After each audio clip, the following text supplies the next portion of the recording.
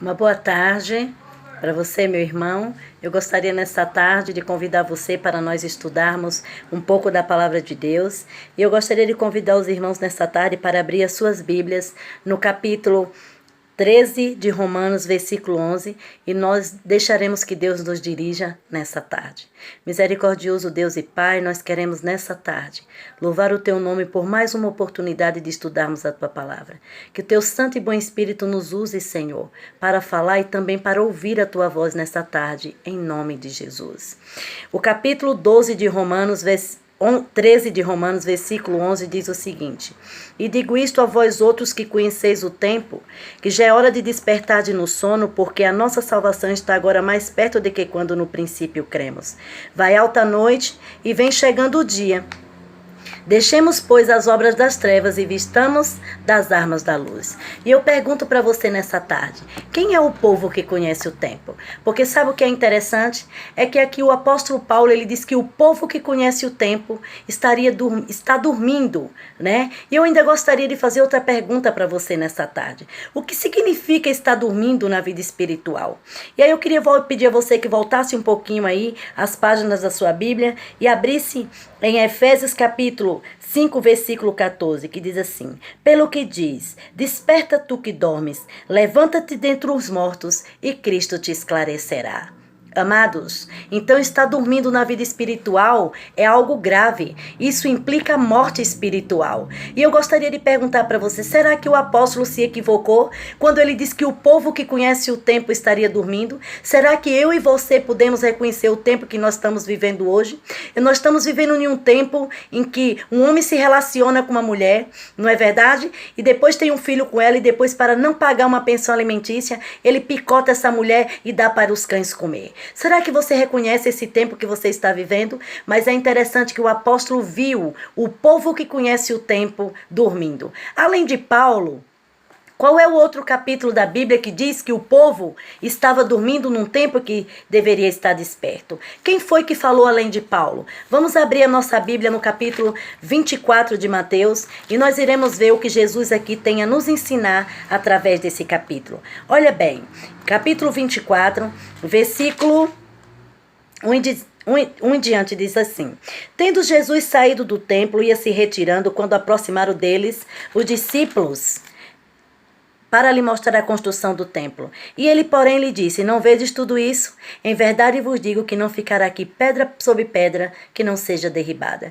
E eu fico imaginando Jesus hoje pregando em nossos púlpitos. Ele olhar toda essa organização que nós temos, os templos bonitos que nós temos, e ele olhar para mim, para você, e dizer assim: Você não está vendo tudo isso? Eu gostaria de dizer para você que aqui não ficará pedra sobre pedra. Como você consideraria Jesus? Muitas vezes como você nos consideram, extremo, mesquinho, não é verdade? Mas, queridos, Jesus falou e da forma que ele falou aconteceu. E aí Jesus continua falando e ele diz assim, no Monte das Oliveiras, versículo 3. Achava-se Jesus assentado quando aproximaram dele os discípulos, em particular, e lhe disseram. Em particular, é uma palavra que tem aqui uma implicação. E eu gostaria de perguntar para você nessa tarde, algo em particular é algo que eu falo para alguém que é íntimo meu ou para qualquer pessoa? Para alguém que é íntimo, não é verdade, queridos? Então, sabe que conclusão eu chego? É que Mateus 24 foi falado para discípulos. Jesus pregou para discípulos o capítulo 24 de Mateus. E diz que ele diz assim, ele disse ainda assim, Versículo 3, em andamento. Dize-nos quando sucederão essas coisas e que sinal haverá da tua vinda e da consumação dos séculos. E aí, Jesus falando em particular aos discípulos, olha a primeira coisa que Jesus diz. Versículo 4. Ele lhe respondeu, vede que ninguém vos engane. E eu fico pensando, mas discípulo corre o risco de ser enganado, sim ou não? Sim, queridos. Porque se há um profeta falso, há um profeta verdadeiro. Então, discípulo corre o risco, sim, de ser enganado. E é por isso que o próprio Jesus diz assim, vede que ninguém vos engane. E aí Jesus vai lá e diz assim, porque virão muitos em meu nome dizendo eu sou o Cristo e enganarão a muitos. Nós já temos visto esses por aí. Outro dia um homem se intitulou Jesus Cristo. E diz que num período de apenas 2 anos, olha bem como era a doutrina desse homem. Ele aceitava as pessoas como elas estavam, ele se vestia de roupas para ostentar, carros caros, cultuava ao número 666 e ele diz que Deus recebia as pessoas e não importa o sexo que a pessoa praticasse, porque Deus via as pessoas em espírito. Essa é uma doutrina que agrada e as pessoas começaram a dar crédito de que realmente esse homem era Jesus Cristo. Agora a minha pergunta para você é: esse homem era Jesus Cristo, queridos? Claro que não. Claro que não. Então nós precisamos entender aqui. E diz que esse homem que pregava essa doutrina, em apenas 2 anos, ele levou 2.000 pessoas a crer na mentira que ele estava pregando. Mas a minha pergunta para mim e para você é a seguinte: eu faço parte da Associação Paulista Sul. E na Associação Paulista Sul, nós trabalhamos dessa forma, 1 mais 1. E eu queria perguntar para você: aquele homem com uma mentira, em apenas 2 anos, levou 2.000 pessoas a crer na mentira que ele estava pregando. E eu e você com a verdade que nós temos nas mãos. Quantas pessoas nós levamos ao batismo no ano passado? 10? 2? 5? 1? Será que vocês entendem que existe algo de muito errado conosco? Sim ou não? Eu queria hoje contar uma história para você. Diz que certo sábio um dia perguntou para um rapaz: por que em cima de um palco vocês falam de coisas imaginárias e convencem tantas pessoas? E nós em cima de um púlpito pregamos e as pessoas não nos dão crédito. Sabe o que ele respondeu? Porque em cima de um palco nós falamos de coisas irreais, de coisas imaginárias, como se elas fossem reais. E em cima de um púlpito vocês falam de coisas reais, como se elas fossem imaginárias. Eu gostaria de dizer para você nessa tarde que o céu é real. Entende, amados? A vida eterna é real, mas Satanás também é real. E nós precisamos aqui entender, queridos. E por isso Jesus disse: vede que ninguém vos engane. E certamente ouvireis falar de guerra, rumores de guerra. Vede, não vos assustei, porque é necessário assim acontecer, mas ainda não é o fim. E essa profecia já é cumprida e nós sabemos, queridos, porque se levantará nação contra nação e reino contra reino, e haverá fomes e terremotos em vários lugares. Porém, tudo isto é o princípio das dores. Então sereis atribulados, olha o que o versículo 9 diz: e vos matarão, e sereis odiados de todas as nações por causa do meu nome. E aí você deve olhar para mim e falar assim: mas irmã Eva, isso é coisa que aconteceu lá na Idade Média. Aqui Jesus está dizendo que nós seremos odiados, nós seremos atribulados e nos matarão. E por causa do seu nome. E nesse tempo, olha o que vai acontecer. Muitos irão trair-se, escandalizar-se e trair-se uns aos outros. E esse é um dos textos da Bíblia que mais me deixa triste. Porque se há um traído, há um traidor. Quem sou eu? Queridos, nós precisamos entender quem nós somos nesse momento da história do mundo. Agora, a minha pergunta para você é: o versículo 9 te incomoda? Pois eu gostaria de dizer para você, querido, que é verdade mesmo. Jesus disse que aqui nós iríamos passar por aflições, porque Jesus não enganou ninguém. E aqui diz assim: e nós seremos atribulados. E nesse tempo muitos hão de se escandalizar e trair-se uns aos outros. E levantar-se-ão muitos falsos profetas e enganarão a muitos. E a minha pergunta é: os falsos profetas hoje estão existindo? Sim, queridos, porque um profeta verdadeiro, ele sempre leva as pessoas para a Bíblia. Agora olha bem. Aquele, porém, e por se multiplicar a iniquidade, o amor se esfriará de quase todos. E a minha pergunta é: o amor de onde? O amor de um mundo onde filho planeja a morte de pai, onde pai planeja a morte de filho, onde as pessoas dormem e acordam pensando no mal que vão fazer para as outras? Não. Sabe o que é que está se esfriando? É o amor da igreja, queridos. É o amor pelo princípio, é o amor pela verdade, é o amor pelos irmãos. O amor tem se esfriado em grande escala. Isso não é uma realidade hoje? Agora olha bem o que diz aqui: mas aquele que perseverar até o fim será salvo. Precisa perseverar, queridos, porque a perseverança produz esperança. E olha bem: e será pregado este evangelho do reino por todo o mundo em testemunho às nações, e então virá o fim. Você sabia que essa palavra em testemunho, ela vem de uma raiz grega que significa da raiz martireu? Então a pergunta é: irmã Eva, eu vou pregar o evangelho através da minha vida? Sim. E talvez, através da minha morte. Está você buscando uma vida de preparo para isso? Senhor, me dê graça e poder para viver por ti. E também, se necessário for, para morrer por ti. Porque se eu creio numa verdade, e não tenho a capacidade de dar a vida por ela, essa verdade não serve para nada. Não é verdade, amados? Então, Jesus falou aqui e nos deu aqui o texto para o nosso contexto do sermão de hoje. E esse evangelho do reino será pregado em testemunho às nações e então virá o fim. A minha pergunta é: que evangelho é esse? Que evangelho é esse que nós temos que pregar a toda nação, tribo, língua e povo? E aí você pode olhar para mim e dizer assim: irmã Eva, é o evangelho de que Jesus morreu na cruz do Calvário para salvar as pessoas do pecado. Também. Mas você sabia que não é só isso? Essa é uma parte bonita do evangelho eterno. É a parte que Deus nos recebe. E é verdade mesmo, queridos. Mas quer que eu diga uma coisa para você?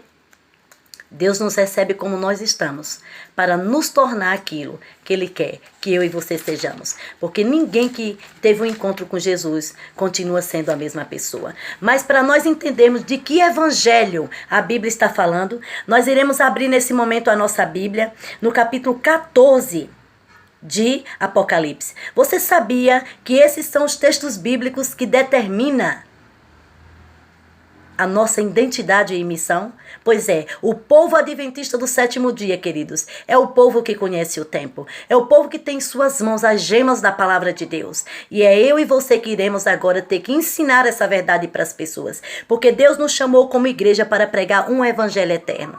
E sabe onde está isso na Bíblia? Apocalipse 14, a partir do versículo 6. E nós iremos ver nessa tarde qual é o evangelho que eu e você precisamos pregar no último minuto da história desse mundo. Olha bem o que diz aqui. Apocalipse 14, 6. E vi outro anjo voando pelo meio do céu, tendo um evangelho eterno para pregar aos que se assentam sobre a terra, e a cada nação, tribo, língua e povo.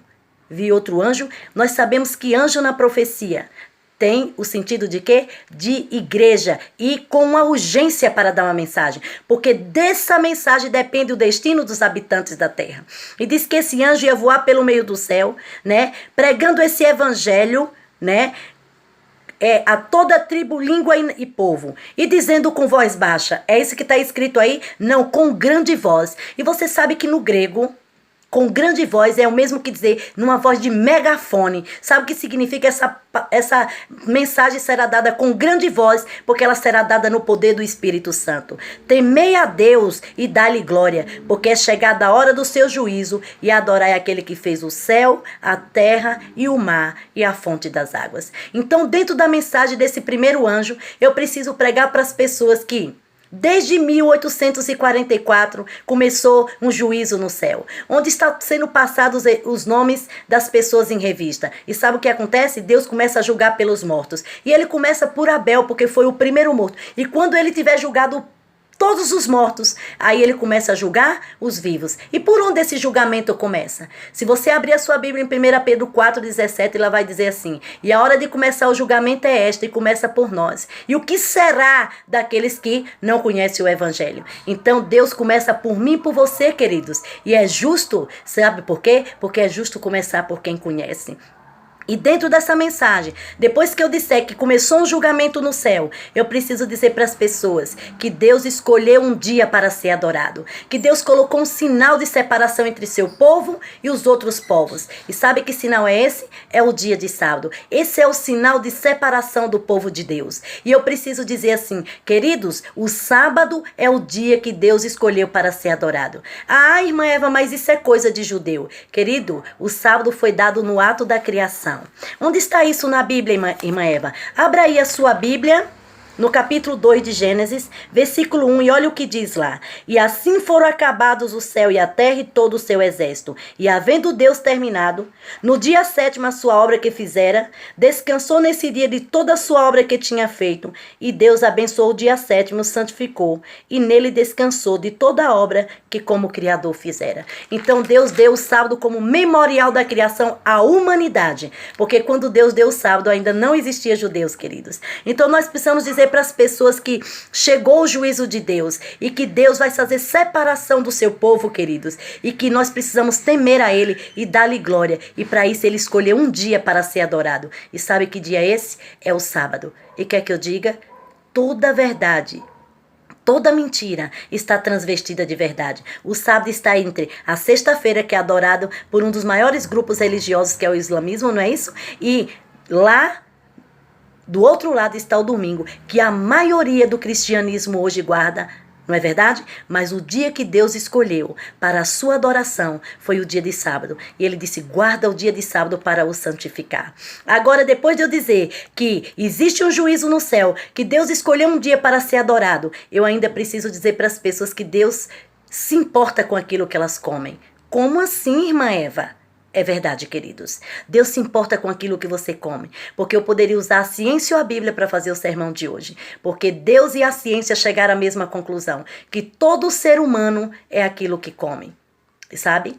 Aí nós encontramos as pessoas dizendo assim, mas irmã Eva, não tem nada a ver aquilo que eu como, sabe? As pessoas vivem dizendo pra gente parar de comer carne, não é verdade? E aí a gente pensa assim, mas os judeus comeram carne. Queridos, nunca foi plano de Deus que o homem se alimentasse de alimento cárneo. É tanto que ele disse a Moisés, lá no dilúvio Deus tolerou os alimentos cárneos, sabe por quê? Porque as frutas, os cereais e os legumes estavam onde? Tudo embaixo d'água. Mas sabe o que Deus disse para Moisés? Em Gênesis... a Noé, em Gênesis 5, ele diz assim, Noé, eu vou permitir que vocês comam, mas de todo o sangue de animal derramado, eu requererei da tua mão. Nunca foi plano de Deus, queridos, que nós nos alimentássemos de nenhum animalzinho, porque eles não foram feitos para morrer. E quer que eu diga? Hoje, quando você vai lá e pede para as pessoas abandonarem o alimento carne, sabe o que é que elas dizem? Essa irmã aí é extrema, eu vou continuar comendo meu churrasco. Mas essas pessoas não têm um texto bíblico para apresentar. Mas nós temos hospitais inteiros de pessoas morrendo podre de câncer. Sabe por quê, amados? Porque os juízos de Deus já começaram a recair sobre a terra. Sabe que juízos são esses? Quando Deus derramou juízos sobre os egípcios, sabe quais eram as doenças que tinham lá? Diabetes, cáries, cavidade óssea, que hoje nós conhecemos como câncer. Sabe o que é câncer? É o corpo cansado de lutar contra as misérias que nós colocamos nele. E ele começa a lutar contra nós. E aí eu pergunto para você, importa ou não aquilo que nós comemos? Como é que nós podemos glorificar a Deus com o corpo doente? No tempo do Antigo Testamento, queridos, a oferta precisava ser perfeita e o animal não podia ter o quê? Defeito nenhum. Sabe o que é que eu levo para ofertar a Deus? O meu corpo, com os meus pensamentos, com minhas ações. Será que se hoje eu for na presença de Deus e levar uma oferta defeituosa, ele vai aceitar? Não, queridos, porque nos tempos do Velho Testamento, duas ofertas foram oferecidas. A oferta de Abel e a oferta de Caim. Sabe por que Deus aceitou a oferta de Abel? Porque ele ofereceu daquilo que Deus pediu. E Caim quis oferecer daquilo que ele achava. Amados, sabe o que é adoração? Porque o chamado de Apocalipse capítulo 14 é para adoração. Adoração é submissão à vontade de Deus. E para eu me submeter a Deus, eu preciso entender quem Deus é e quem eu sou. E sabe quem Deus é? Deus é criador. E eu sou criatura. Entende? Então, amados, Deus se importa também com aquilo que eu visto. E existem pessoas que dizem assim, espera aí, irmã Eva, no mundo que nós estamos vivendo hoje, onde nós estamos no auge dos casamentos homossexuais, você acha de verdade que Deus vai se preocupar com aquilo que eu visto? Eu gostaria de dizer para você nesta tarde que Deus se importa com tudo que diz respeito à sua vida. Mas o que é que tem a ver a roupa que eu visto? É que existem roupas que nós desfilamos na rua e na igreja hoje, que nós não iremos poder desfilar com elas nas ruas do céu. Entende, amados? Então diz que colocaram aí nesses países de primeiro mundo o maior diamante do mundo em exposição. E as pessoas pagavam somas de dinheiro para ver esse diamante. E eu vou perguntar para você, você acha que se ali fosse uma bijuteria, alguém iria pagar somas de dinheiro para ver? Pois eu gostaria de dizer que pela forma que você se traja, você está dizendo para o mundo se você é diamante ou bijuteria. E as pessoas que dizem assim, Deus não se importa com o que eu visto, está reescrevendo a Bíblia. Porque a palavra de Deus deixa claro que o caráter de uma mulher é medido pelo estilo de roupa que ela veste. Será que isso te diz alguma coisa? E diz que, depois que eu pregar essa mensagem do primeiro anjo, fizer esse chamado à adoração, eu ainda preciso pregar a mensagem que vem na voz do segundo anjo, que diz assim, olha o que o segundo anjo diz, seguiu-se outro anjo dizendo, caiu a grande Babilônia, que tem dado a beber a todas as nações do vinho da fúria de sua prostituição. Queridos, vamos entender, porque na profecia 95% do que se lê, não se entende como se lê. Que queda é essa de Babilônia? Quem é Babilônia? Babilônia é todo o sistema de religião que contradiz a palavra de Deus, porque a palavra de Deus diz que é sábado, Babilônia diz que é o domingo. domingo. A palavra de Deus diz que a alma é mortal, Babilônia diz que a alma é imortal. E quer que eu diga? Hoje existem pessoas que dão mais crédito àquilo que o Senhor diz ou àquilo que Babilônia está dizendo. Porque o vinho da prostituição são doutrinas prostituídas da palavra de Deus. Não existe um texto bíblico que aponte o dia de domingo como um dia de guarda, queridos. Isso é preceitos de homens, doutrinas de homens, queridos. Porque a palavra de Deus diz que é o sábado e Babilônia diz que é domingo. Mas também existe outra coisa aqui, amados. Sabe qual é o outro vinho prostituído de Babilônia? Imortalidade da alma. Porque a serpente fez esse sermão para Eva lá no Éden, enganou e continua enganando hoje milhões de pessoas com esse engano, porque a alma não é imortal. Sabe o que diz Ezequiel 4,18? Diz assim: são minhas as almas dos pais e também as almas dos filhos. A alma que pecar, esta morrerá. E eu pergunto aqui, quem aqui nunca pecou? Então, amados, imortalidade da alma é uma das grandes mentiras de Satanás para enganar as pessoas. Porque quando eu creio que a alma é imortal, eu não sinto a necessidade do preparo. E o momento que eu tenho para me preparar para viver uma vida ao lado de Cristo é aqui, nesse momento, e essa decisão precisa ser tomada hoje. Então, depois que eu pregar essa mensagem na voz do segundo anjo que diz que deu a beber a todas as nações do vinho da sua prostituição, aí vem uma das mensagens mais ameaçadoras da Bíblia. Sabe qual é ela? Seguiu-se ainda a esse outro anjo, o terceiro, dizendo com grande voz: se alguém adora a besta e a sua imagem e recebe na sua marca a fonte e sobre a mão, também esse beberá do vinho da cólera de Deus, preparado sem mistura do cálice de sua ira, e será atormentado com fogo e enxofre diante dos santos anjos, na presença do Cordeiro. A fumaça do seu tormento sobe pelos séculos dos séculos, e não tem descanso algum, nem de dia nem de noite, os adoradores da besta e da sua imagem, e quem quer que receba a marca do seu nome. Uau, essa é uma das mensagens mais ameaçadoras da Bíblia. E quer que eu diga? Aqui Deus está falando de duas coisas diferentes. Amados, Deus está falando do sinal da besta e da imagem da besta. E se eu perguntasse para você hoje qual é o sinal da besta, todo mundo saberia me dizer: irmã Eva, é a guarda do domingo. E se eu perguntasse para você como que o sinal da besta se forma? Abra sua Bíblia em 2 Coríntios, capítulo 3. Abra sua Bíblia em 2 Coríntios, capítulo 3, versículo 18, e a Bíblia vai nos responder como que uma imagem se forma. E todos nós, com o rosto desvendado, contemplando como por um espelho a glória do Senhor, somos transformados de glória em glória, na sua própria imagem, como pelo Senhor, o Espírito. Então, esse texto está dizendo que nós somos transformados pela contemplação. E sabe qual é a minha pergunta para você nesta tarde? O que você tem contemplado? Porque, queridos, de acordo com aquilo que você tem contemplado, você está determinando se você recebe o sinal de Deus, o caráter de Cristo, ou se você está aceitando os ensinamentos da besta, irá adorar a besta e receber o seu sinal e também a sua imagem. Mas como é que ela se forma? E eu perguntei para você, o que é que você tem contemplado? Muitas vezes eu encontro pais dizendo assim: não existe nada demais em assistir um episódio como o Rei Leão.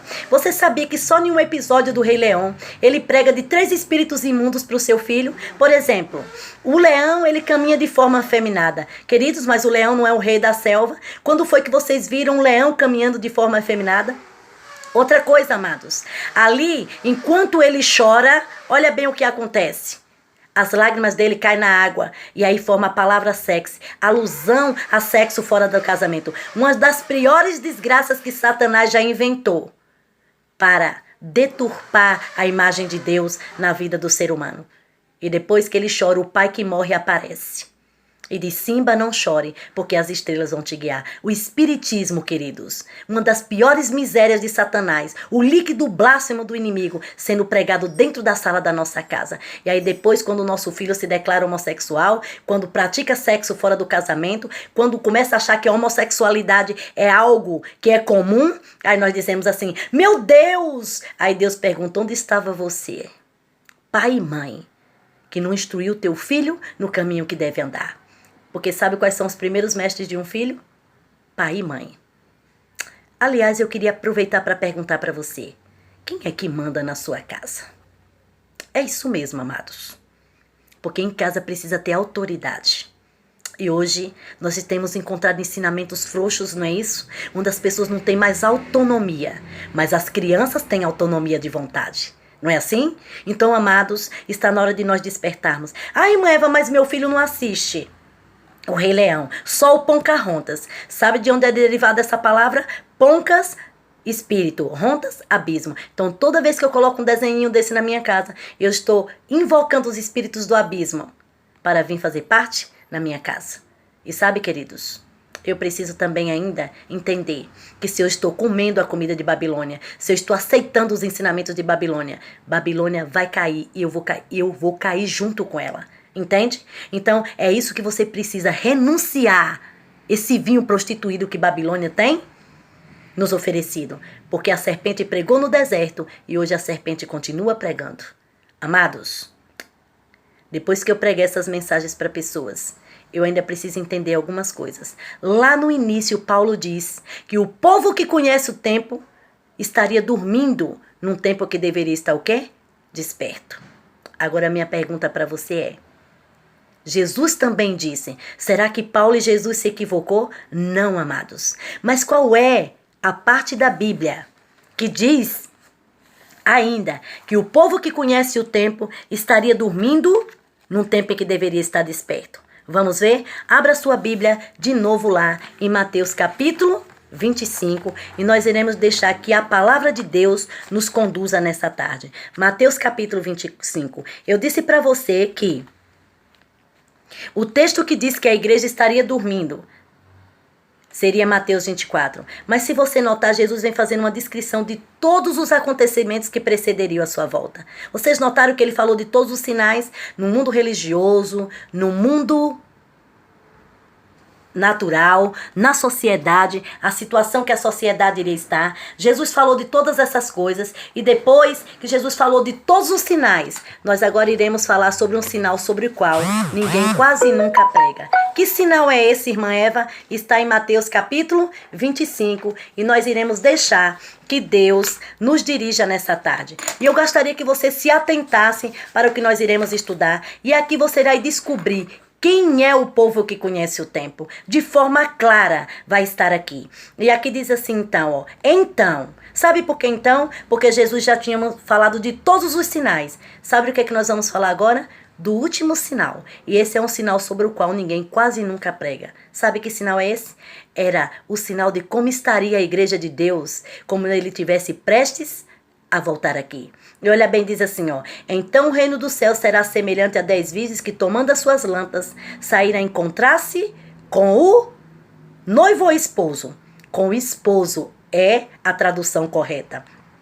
E 5 dentre elas eram nécias e 5 eram prudentes. E as nécias, tomando as suas lâmpadas, não levaram azeite consigo. No entanto, as prudentes, além das lâmpadas, levaram azeite em suas vasilhas. E tardando o noivo, foram todas tomadas de sono e adormeceram. Mas à meia-noite ouviu-se o grito: eis o noivo, saía ao encontro. E então, levantando-se todas estas virgens, prepararam suas lâmpadas, e as nécias disseram às prudentes: dai-nos do vosso azeite, para que as nossas lâmpadas estão se apagando. Mas as prudentes responderam: não, para que não nos falte a nós e a vós outras, e diante aos que o vendem e comprai. E saindo elas para comprar, chegou o esposo, e as que estavam apercebidas entraram com ele para as bodas, e fechou-se a porta. Mais tarde, chegando as virgens nécias, clamando: Senhor, abre-nos a porta. Mas ele lhes respondeu: em verdade vos digo que não vos conheço. Vigiai, pois, porque não sabeis o dia e nem a hora. Agora a minha pergunta para você é a seguinte: quem é a igreja de Mateus 25? Vamos entender? Virgem, se na profecia, mulher, símbolo de igreja. Então aqui, quando se fala de virgem, está se tratando de uma igreja que é virgem. Mas irmã Eva, por que essa igreja é virgem? Porque ela é uma igreja que não tem seu corpo de doutrinas, nada que não seja do esposo. Quer dizer que tudo que a igreja adventista do sétimo dia tem em seu corpo de doutrina faz parte do esposo. Então, ó, a metade eram insensatas e metades eram prudentes. Esse é o quadro que me preocupa nessa profecia. Sabe por quê, queridos? Porque parece que a igreja estava dividida ao meio. Porque virgens prudentes são aquelas que estão buscando se preparar para o céu. E virgens imprudentes são aquelas que estão como? desapercebidas. Estão dentro da igreja, mas não sabe por que estão lá. Entende, amados? E diz que quantas dormiram? Todas, com uma diferença. Todas tinham azeite, sim ou não? Sim, queridos. Até o momento de crise. Então, o que foi o diferencial? O diferencial, sabe quem responde para mim e para você? O livro de Ezequiel, capítulo 31, 33, que diz o seguinte, que virgens prudentes, sabe quem são? São aquelas que ouvem a palavra de Deus e põem em prática. Então, o que acontece aqui? O que fez o diferencial é porque além do azeite, elas tinham azeite de reserva. E o que significa o azeite na Bíblia? Se você abrir a sua Bíblia, em Zacarias capítulo 4, você vai ver que o azeite é o símbolo do Espírito Santo. Em 1 Samuel 16 também diz... O Salmo 23 diz assim, unge a minha cabeça com óleo. Então, o Espírito Santo é o símbolo do azeite. Então, as virgens, além do azeite, elas ainda tinham algo mais. E qual é o papel do Espírito Santo? É o Espírito Santo que dá o poder, às vezes, para colocar a palavra de Deus em prática. Agora, como a gente sabe se uma pessoa tem o Espírito Santo ou não? Ezequiel nos responde que quem tem o Espírito Santo ouve a palavra de Deus e põe em prática. Agora, amados, a pergunta diz que além do azeite, elas também tinham as lâmpadas. E o que é lâmpada na profecia bíblica? Salmo 119, versículo 5 diz o seguinte, lâmpada para os meus pés é a tua palavra e luz para os meus caminhos. Então, além do azeite, elas tinham o quê? Como regra de fé? A palavra de Deus. E a chama acesa? O que significa? A chama acesa, queridos, é o testemunho que não pode se apagar nunca. Sabe o que é isso? É quem eu sou lá durante a semana e o que as pessoas estão vendo na minha vida. Sabe do que eu estou falando?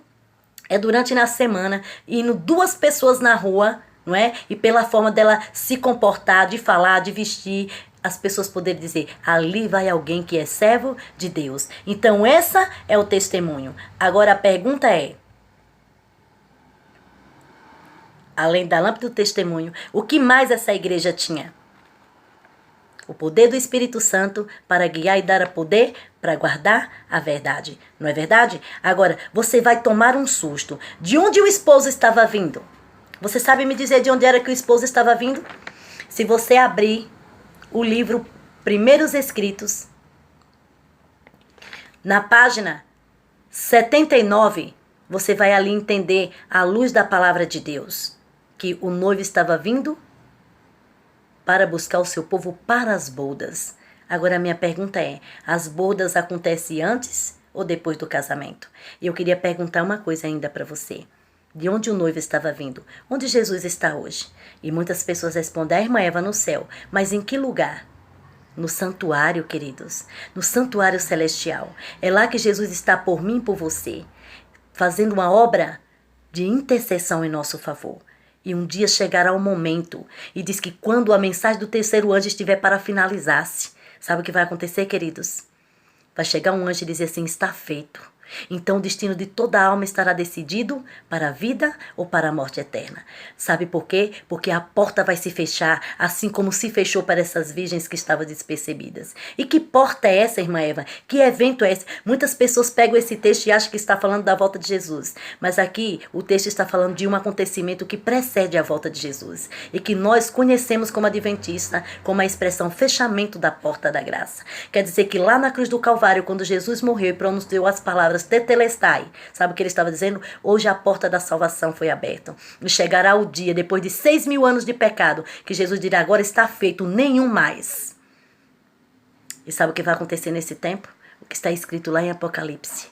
Continue o justo na prática da justiça. Continue o puro na prática da justiça. Continue o injusto na prática da injustiça. E continue o imundo na prática da imundícia. Sabe por quê, queridos? Porque ali nesse momento, o destino de toda a alma estará decidido para a vida ou para a morte eterna.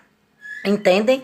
Então, quando a mensagem do terceiro anjo estiver para finalizar-se, é isso que vai acontecer. Agora a pergunta é, será que você entende a hora solene que você está vivendo?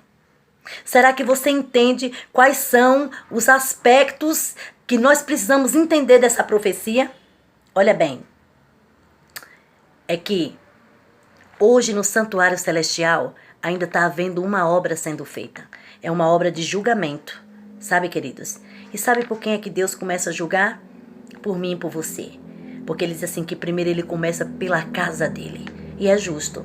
E sabe o que esse texto está dizendo para mim e para você? Que antes de Deus julgar um budista, um católico, um assembleiano, um batista, ele vai julgar eu e você. E é justo, não é? Porque qual foi a igreja que Deus abriu o céu e derramou sobre ela? Qual é a única igreja que prega sobre santuário celestial? Qual é a única igreja que tem mensagem de saúde? Qual é a única igreja que prega sobre um julgamento ocorrendo hoje no céu? Sabe qual é o único povo que tem essa mensagem? É o povo que conhece o tempo. Mas que uso você tem feito dessa mensagem? E Deus começa a jogar por mim e por você. E é justo porque nós conhecemos a palavra de Deus. Mas sabe, existem muitas pessoas que acham que Jesus, quando vier aqui, vai se casar, não é? Conosco. Me diga uma coisa, as bodas é feito antes ou depois do casamento?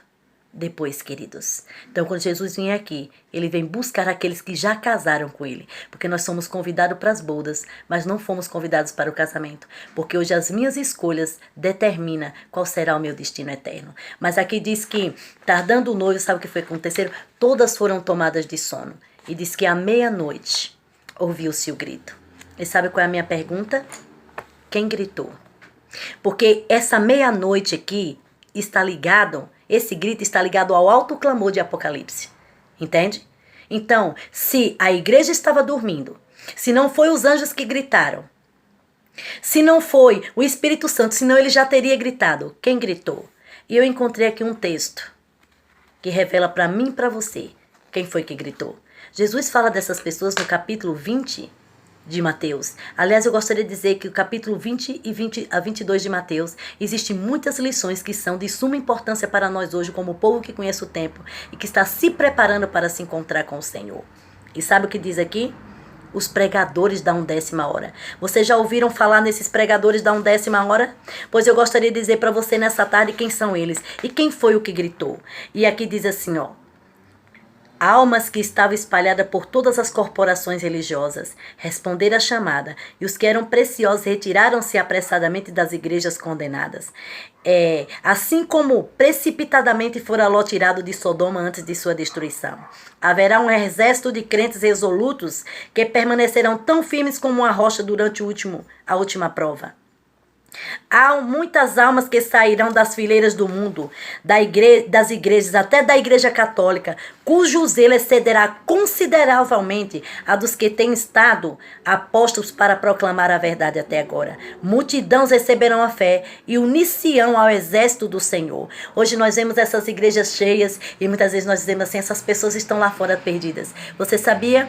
A serva do Senhor diz que a grande massa dos verdadeiros adoradores de Cristo Jesus ainda se encontram na comunhão de Babilônia. E sabe o que eu penso disso? Muitos que vaguearam longe do aprisco retornarão para seguir o grande pastor. Glória a Deus, queridos. E diz que será dada essa mensagem com grande voz, porque existe nessas igrejas, e tomara que elas encham, queridos, pessoas que têm buscado a Deus com sinceridade de coração e que têm clamado todos os dias no monte, Senhor, mostra-nos a verdade. Queridos, que valor nós temos dado para a verdade que nós temos em nossa mão? Será que deu para compreender que agora é hora de despertarmos? É hora de despertarmos desse sono e proclamar a mensagem que Deus nos comissionou para pregar? Porque eu quero dizer que você, como adventista do 7º dia, você existe para pregar Daniel e Apocalipse. E se você não pregar, você está em disfunção, porque o resto toda igreja prega. Entende? Então esse é o chamado de Deus para você. Será que você gostaria de aceitar hoje o chamado de Deus para a sua vida? Será que você gostaria hoje de fazer essa entrega completa da sua vida ao Senhor? Pois o meu apelo é para você. E sabe qual é o meu sincero desejo e oração? É que o Espírito Santo de Deus cumpra o propósito para o qual Ele nos trouxe. Que Deus nos abençoe nessa tarde e que nos conduza até a eternidade. E que Ele faça de mim e de você virgens prudentes. Que sejam mulheres e homens de testemunho. Mulheres e homens que têm como sua única regra de prática e fé a palavra de Deus. E que sejam direcionadas pelo poder do Espírito Santo. Que a graça e a paz de Cristo Jesus reine em teu coração hoje. Esta é a minha oração em teu favor. Em nome de Jesus. Vamos orar? Misericordioso Deus e Pai, nós te louvamos, Senhor, porque Tu é bom e a Tua misericórdia dura para sempre. Senhor, nós queremos aprender a Te adorar, por isso enche-nos do Teu Espírito e nos dê graça para ser fiéis à Tua palavra, em nome de Jesus. Amém.